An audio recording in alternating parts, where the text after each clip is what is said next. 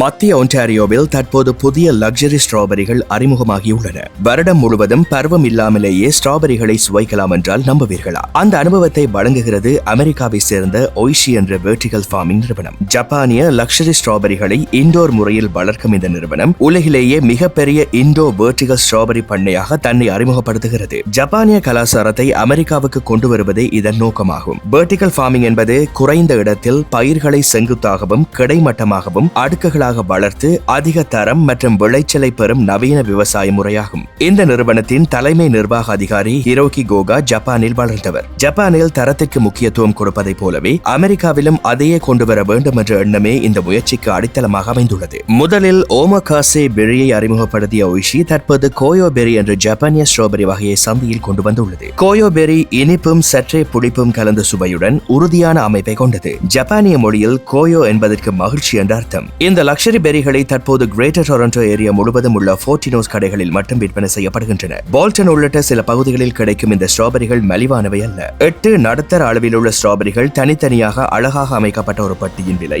$12.99. சுவை, தரம் மற்றும் தொழில்நுட்ப விவசாயத்தின் புதிய கலவையாக இந்த லக்ஸரி பெரிகளை மத்திய ஒன்டாரியோவில் கவனம் ஈர்த்து வருகின்றமை குறிப்பிடத்தக்கது.